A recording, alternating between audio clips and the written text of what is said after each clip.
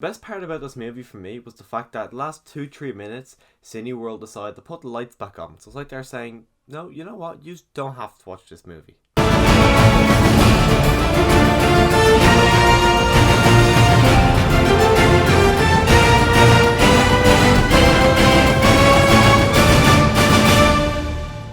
So The Grudge is a reimagining. It's also kind of a sequel. Apparently there's elements to this movie that does continue on the original franchise from the early 2000s, which I've never seen. I never actually heard about this franchise until I seen this movie, and this movie, it's very, very bad.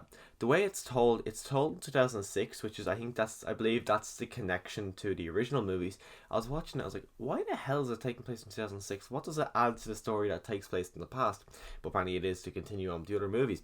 But this movie itself, it's really, really bad. It jumps around with time a lot. It would like kind of, our main story is in 2006 with this woman, her child, and she's a detective, and her partner, who's also a detective. It's not her physical romantic partner, her detective partner. But it follows them, and it kind of, as this movie is told, it's not really told a lot from them. It kind of jumps back and forth to 2006, 2004, 2005, and goes all over the place. And it would show something in 2006, and it would kind of set up a seed, and then, but it's a very obvious seed where it sets it up, and the movie thinks it's a genius. It thinks like, oh, this is brilliant. This is a brilliant idea what we're doing here. And then it will continue on, and about half an hour later, it'll come back and answer the question, and it'd be like, who thought this question?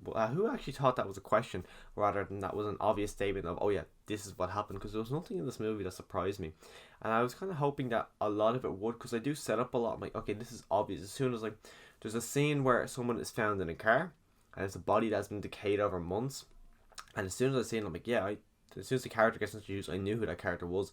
I knew exactly how all that story was going to play out, because it was extremely obvious, but they thought they were really smart in how they were setting it up. As well, this is a horror movie, but nothing in this movie scared me. Like, I was watching it, and as I was watching it, I was literally going, okay, there's going to be a jump scare here, and every single time I was right. So nothing of all these jump scares, which they were not really a good jump scare, it felt really like, oh crap, this is a horror movie, we should throw a jump scare in here.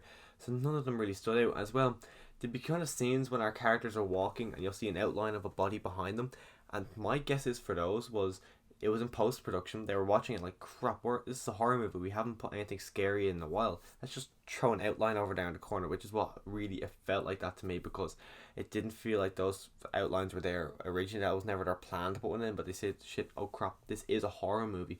As well, when the horror movies aren't really scary, I like to think, okay, maybe they could be horror comedies, but as well, this movie's not funny. Nothing about this movie is funny.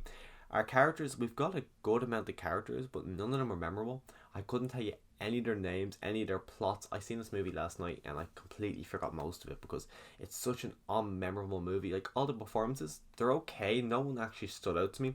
Like, I remember the main blonde woman, because we do get the most time with her, but I couldn't tell you her name, and that just shows how little we actually got to know these characters. Because even though this movie was an hour and a half, it felt about 4 hours long. I checked my phone about 3 times, like, crap, this is still going. How is this still going?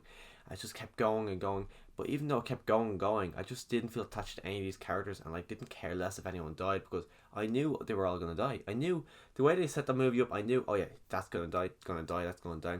The way it's set up, it's such a bland and boring. It's such an obvious movie that as it's playing out, you know exactly how this movie's gonna play out.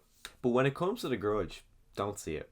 Honest to God, don't waste your time. This was an hour and a half. I think 2 or 3 people got up and left at different points throughout this movie. It seems like every half an hour someone decided to leave, and I was thinking, you know what, I want to review this movie, but I don't want to stay here. But I did stay till the end. I'm like, Jesus Christ, everyone, like, as soon as I stood up, I heard people behind me going, that was just crap.